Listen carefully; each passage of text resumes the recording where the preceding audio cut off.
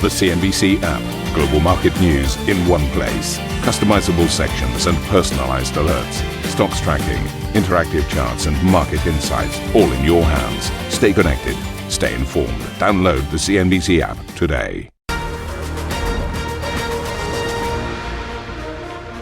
Hello and welcome to Squawk Box Europe. I'm Karen Cho with Carolyn Roth, and these are your headlines. US tech stocks rally into the new week while the Nasdaq posts its best session in 6 months. Alphabet shares pop, sending the company towards the $4 trillion valuation mark. The U.S. and Ukraine draft a revised peace plan after 2 days of talks in Geneva, but admit the most contested points must be decided by the country's presidents. Talks reportedly now continuing in Abu Dhabi with a delegation from Moscow. Downgrade pending. Reports swirl that the UK's fiscal watchdog is set to downgrade the country's growth outlook with just a day to go until Chancellor Rachel Reeves' make or break budget. We'll discuss with the Confederation of British Industries' Mohammed Jameh. That's coming up next.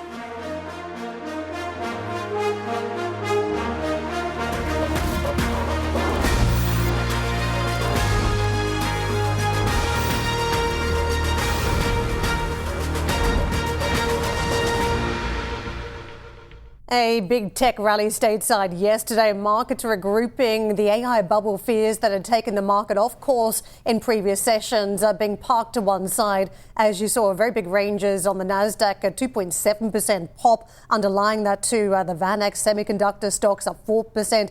FANG Plus stocks up 2.3%. So very strong regrouping around the technology names. But worth noting, banking stocks also playing in the rally, up more than 3%. But you'll note the difference in the performance for the Dow versus the Nasdaq, just 0.4 plus, much more modest in terms of that performance for the Dow versus the Nasdaq. Let's take a look at those chip makers up close. This is the playbook for NVIDIA, obviously the biggest play when it comes to the semiconductors, a rally of more than 2%. Advanced Micro stronger. Broadcom, it really led the charge in the chip space. Also the leading stock for the Nasdaq, up to the tune of more than 11% in session. Micron ahead 7%.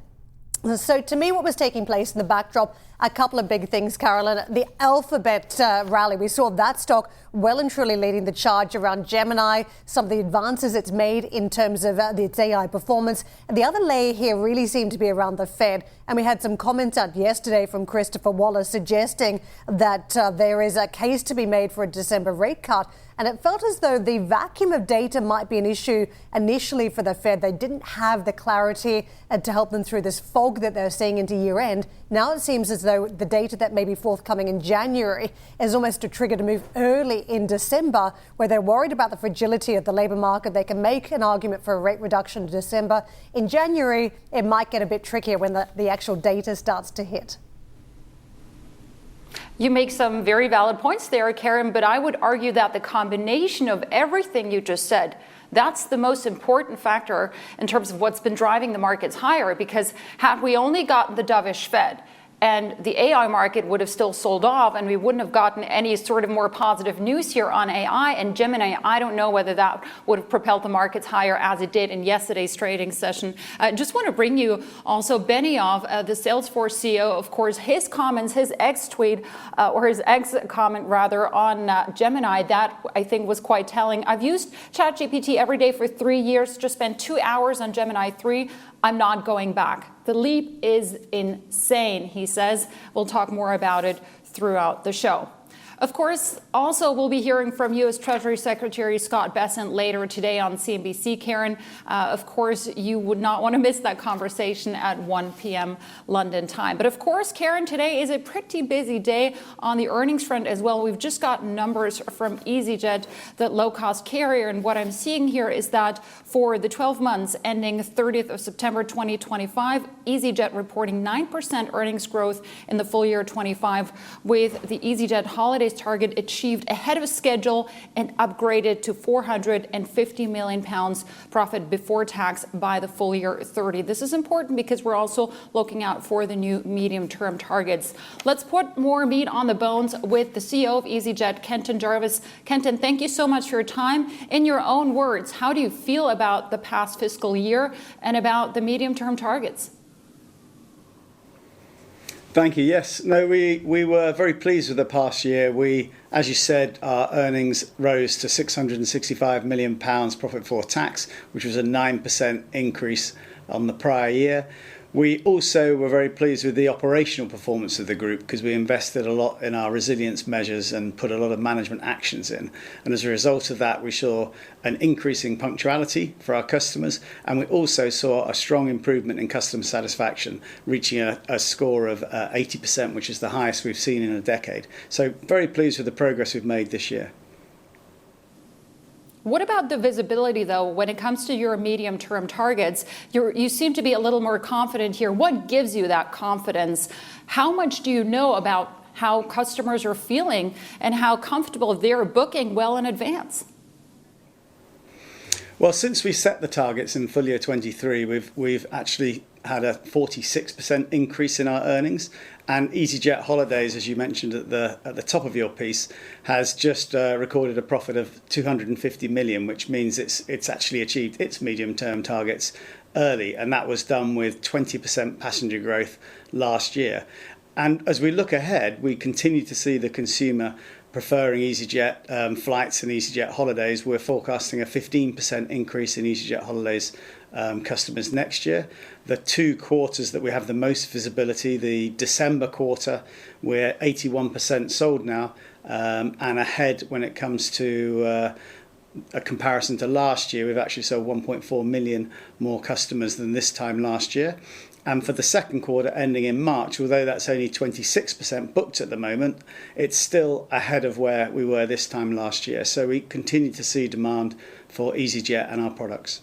Kenton, it's Karen jumping in this morning. Let me ask you about the performance, though, of the airline, because if you do comparison with how EasyJet has travelled in recent times versus, say, the owner of British Airways, very big difference in the performance of the stock, which makes you wonder whether the margins are that compressed on these short-haul flights. What are you seeing in terms of that competitive tension on those short-haul flights versus the longer-haul better margins out there in the industry? Well, we continue to see progress on both the airline and holidays. So our operational performance, which is measured at earnings before interest and tax, increased 106 million last year, and that was a 56 million improvement for holidays, but a 50 million improvement for the airline. So both were moving forward at the same pace. I think what's important to remember as well is when we make investments to increase productivity in extra capacity, for instance, to winter sun destinations, the airline bears the cost of that investment because it usually takes 2 to 3 years to get the revenue benefits as the route matures, whereas holidays just sell straight into the additional winter sun capacity and makes an immediate improvement in profits. To that point, Kenton, there's been a lot of discussion about taking slots at Heathrow Airport, an area where you have been absent from. Would that change some of the dynamics that we're talking about for EasyJet? Well, I think Heathrow is a kind of missing airport, if you like, for EasyJet, because we obviously operate from Paris Orly, from Schiphol, from Geneva, from a lot of the capital city airports, Linate now in Milan. And in London, we have over 100 aircraft. We operate out of London Gatwick, out of London Luton, and from Southend, but we don't really serve that M4 corridor. And out of Heathrow, there are not really any low-cost airlines. So I think it would be great for the consumer and great for customer choice and low fares if a low-cost airline were able to operate out of Heathrow. But we'll have to wait to see how the plans develop, how long it takes for them to build out that runway, and then when it is close to construction and close to completion, we can enter commercial negotiations and see what a future at Heathrow would look like for EasyJet. A future at Heathrow at any price, or is there a cap on the price you're willing to pay? Oh, naturally not at any price. So we would enter the normal commercial discussions with the airport, make sure it is something that is affordable. I mean, EasyJet was was set up with the purpose of making travel easy, affordable, and accessible to as many people as possible. So if we get the right economics, then it will be a great airport to operate from, and it'd be really good for consumer choice as well. Kenton, let's talk about the elephant in the room, and that's obviously the UK budget happening tomorrow. Some analysts pointing out that the UK budget could be a clearing event for the low-cost carriers because society will be better off. This has been a government that, for your industry, arguably has been pro-growth, pro-business. What else do you want to see? No, I mean, the positives of this government for the aviation industry is it really has been, as you say, pro-growth. It's also recognised the importance of aviation as an economic enabler for that growth. I mean, what I would hope to see, I'm not sure what I will see, but what I would hope to see is that the air passenger duty is frozen or reduced. In 2023, the government the other day actually cut air passenger duty on domestic travel. As a result of that, EasyJet and other carriers added capacity. That capacity has stayed in the market, which means you've got extra connectivity, more consumer choice, great low fares, and that's what happens when you cut APD or you freeze APD. It encourages growth.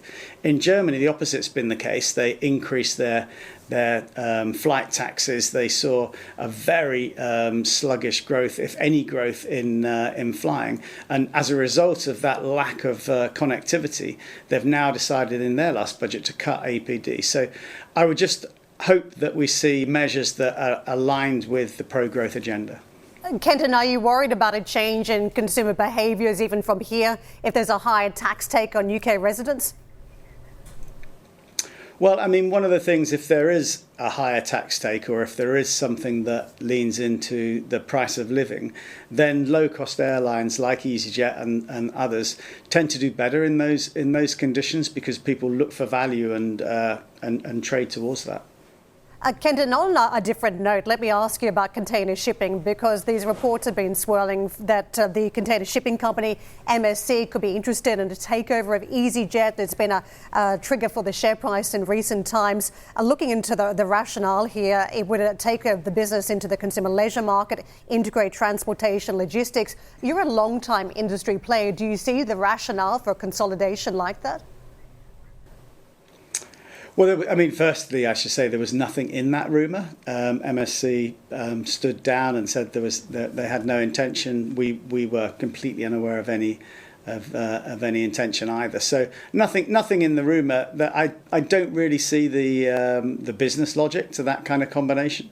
We're very confident in our own plans. We have a great growth agenda in front of us. We have a big opportunity as we retire our older, smaller aircraft to get great seat economics from the new aircraft order book that we have. So we're very much looking to continue our good progression and build on the last 3 years of earnings growth. And that said, we know the deal making has picked up across various different sectors. Do you think the airline industry is going to go through an acquisitive phase in coming months? Sorry, I missed the start of the question. Different sectors, you're seeing a lot of M&A activity pick up. If you look at the airline space itself, do you think we're embarking upon a fairly acquisitive phase? Well, we have seen quite a bit of M&A activity in the airline space. We've seen some of the smaller flag carriers being bought, like SAS in the Nordic countries, or TAP is a target right now in Portugal. Air Europa has been a target in Spain. So we do see the smaller flag carriers being bought up by the larger groups of IAG, Air France, KLM and the Lufthansa Group. And I would imagine that will continue. Kenton, great to catch up with you today on the back of numbers. Thank you so much for your time. Kenton Jarvis with us, the CEO of EasyJet. Coming up on the show, a revised peace plan. President Trump hints at big progress as the US and Ukraine scramble to iron out a new peace agreement. Plus, it's make or break for the UK's Rachel Reeves. The countdown is on with less than a day to go before the big budget announcement. We'll take a look at what's at stake. Member of the House of Lords and former Conservative Minister Jim O'Neill will be joining us to discuss. That is coming up at 9 a.m. London time.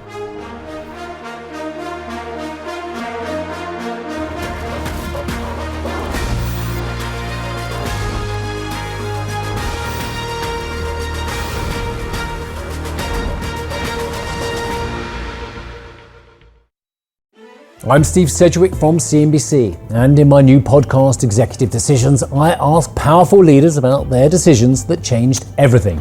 I'm not frightened of making tough decisions, and I think leadership can be very lonely. Business leaders should not stay quiet in a world which is super complex. It is absolutely fine to also change your mind. Tough calls, personal crossroads. These are the stories that we can all learn from. It's Executive Decisions from CNBC. Get it wherever you get your podcasts.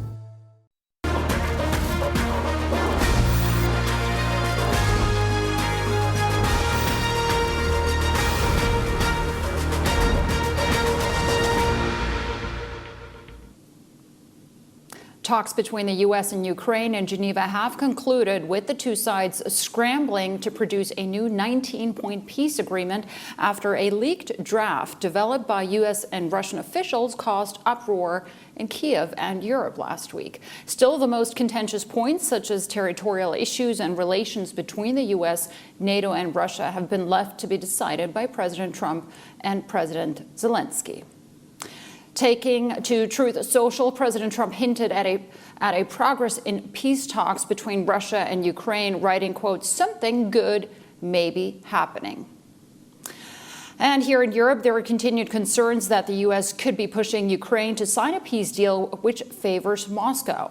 But European leaders have reacted positively to the news of the draft agreement, with EU Council President Antonio Costa saying the EU will keep on supporting Ukraine, while UK Prime Minister Keir Starmer said more work was needed for a, quote, just and lasting peace in Ukraine. Starmer will be hosting virtual talks with the Coalition of the Willing to discuss next steps. Meanwhile, Poland's Prime Minister Donald Tusk warned that no peace agreement should weaken Ukraine, while the EU Commission's President Ursula von der Leyen called the draft deal a, quote, solid basis for moving forward. Karen. Just hours after the draft peace agreement was announced, Russia unleashed combined missile and drone attacks on Kyiv, with the Ukrainian Energy Ministry saying Russian forces were also targeting energy infrastructure in the country. U.S. Army Secretary Dan Driscoll has reportedly arrived in Abu Dhabi for a secret round of peace talks with Ukraine and Russia. That's according to the Financial Times, which says the talks began on Monday night and are scheduled to continue today. The report also states it is unclear whether all three sides are meeting together or whether they are holding separate talks. Sylvia joins us with more. Sylvia, we've gone very swiftly in a matter of days from a 28-point peace plan to a 19-point peace plan. And no doubt moves are afoot to try and achieve something this time, but the question is whether there is going to be any progress. And we still don't know. We still don't have an answer to that question ultimately. There has been an improvement here from a European perspective in terms of moving from the 28 to the 19-point peace plan, but we don't have the detail of what that 19-point peace plan actually looks like. So what we know at this stage and how European leaders have been reacting to these developments is that first and foremost, they were surprised by the information contained on the 28-point plan. Of course, we witnessed rush diplomacy in the hours after that document was leaked to have the European leaders asserting their positions. And it was interesting to analyze how they approached the subject. You had first and foremost European leaders thanking Donald Trump, thanking the President of the United States for his efforts. They highlighted the positive movements here in terms of trying to have conversations with Russia and trying to have some sort of peace agreement. But ultimately, European leaders also highlighting that they had issues with that 28-point plan. One of the sticking points from a European perspective was actually highlighted by the President of the European Commission, Ursula von der Leyen. She made a comment suggesting that our core European principles moving forward include Ukraine's territory as well as sovereignty. They must be respected. And of course, in the wake of these conversations, at the same time, we are witnessing Russia increasing its attacks on Ukraine. In particular, overnight in Kyiv, I had a chance to speak to a Ukrainian lawmaker earlier this morning, Lisa Yasko, and here's her first-hand account of what's happening on the ground. this night was a very massive attack on Kiev, and some of the areas in Kiev lost water, also electricity. So it looks as this attack is one of the tools also of the pressure of Putin to show us that we have to accept this pressure and to sign any kind of deal that Russia wants. Regarding the 19 points, at this stage, we don't know so much information. From what we hear is that the position of Ukraine is heard in these talks, and Europe is having also a strong position together with us, but Russia doesn't want to accept that. So this is at this point what we hear, what we see, but situation is changing every day. Give us a little bit more sense in terms of whether Ukraine actually feels pressure to sign an agreement as early as this week, given the intensifying attacks on energy infrastructure, given the pressure also coming from the United States. Do you think you'll be forced into a deal this week? Well, because we are Ukrainians and we know what dignity is, we cannot be forced. But of course, there are attempts, very strong attempts to force us into this. Unfortunately, we know that one of the reasons is the will of some of political leadership in the United States to force us to sign something before Thanksgiving Day, which would be a victory that Mr. Trump could present to his audience, but this is not what is going to happen, because it's not possible. We cannot give up our demand for justice. We also cannot forget how crazy it is when I'm speaking to you. I hear air defense working through my window.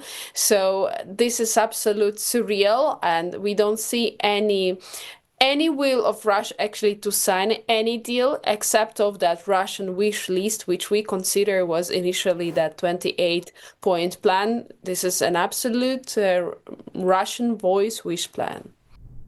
Now, in terms of practical steps, one of the key question marks that we have at this stage of the back of this rush diplomacy is what's going to happen to the frozen Russian assets that are held on the European continent at this stage. The European Union wanted to use that as a way to support Ukraine financially. There were expectations that the EU would be in a position to approve that at the December summit that's happening in Brussels. But at this time, that's still unclear how the EU will be financing Ukraine in 2026.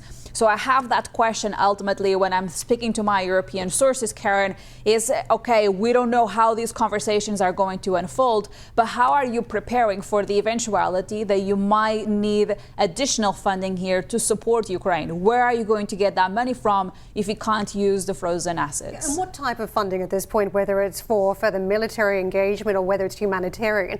And what jumped out to me overnight were the attacks that you were highlighting in that conversation there. In the past, we've seen Russia use winter as a weapon, attacking the energy grid. So there's a humanitarian crisis to contend with as well. That said, it feels like the Ukrainians also trying to be on the front foot here. There are a number of drone attacks overnight on Moscow as well, knocking out power for thousands near Moscow. So it does feel as though the enemy are pounding each other, trying to make advances here before negotiations. If anything, is actually that intensifying of this war, and indeed it is happening very clearly on the energy front. I had a chance also to speak to the DTEK CEO yesterday. That's the private energy company, the biggest private energy company in Ukraine. And he highlighted that the situation in terms of energy is very, very difficult at this stage. They've been trying to diversify. They are actually using supplies from the United States in this context to be more prepared for this winter. But this is a difficult situation. And of course, what the argument is here from a Russian perspective is if you intensify the destruction of energy infrastructure, then could the public opinion in Ukraine change in a way that you are forcing Ukraine to say yes to any sort of peace agreement that you put on the table. If I can pivot to the stock trade around the geopolitics, because yesterday was a fascinating day here in Europe as we saw the defence names mark lower. It was a replay of something we'd seen several months earlier when there was a last attempt to try and broker peace. Those defence names came off. You saw a whole bunch of European speakers push back and say this is a long-term commitment to the security of Europe. But that said, it feels as though there's a real fade around this European Make Europe Great Again strategy, and that has been playing out for many, many months on some of these stock trades and was really magnified yesterday. It was magnified yesterday. We saw the whole sector down about 2% on today. And indeed, it's not new. We witnessed that every time that there's some sort of rapprochement in conversations that might involve peace deal for Ukraine, we see European defense stocks actually pulling back. But the message is still, when you speak to investors, and I spoke to one from Nuveen earlier this morning, is that this is just a small correction in the context of how much Europe is spending on defense. The overall narrative here in terms of how much Europe is putting in this space is expected to continue, and that bullishness ultimately when it comes to European defense names is expected to continue in 2026, even if we see a little bit of a pullback for the time being.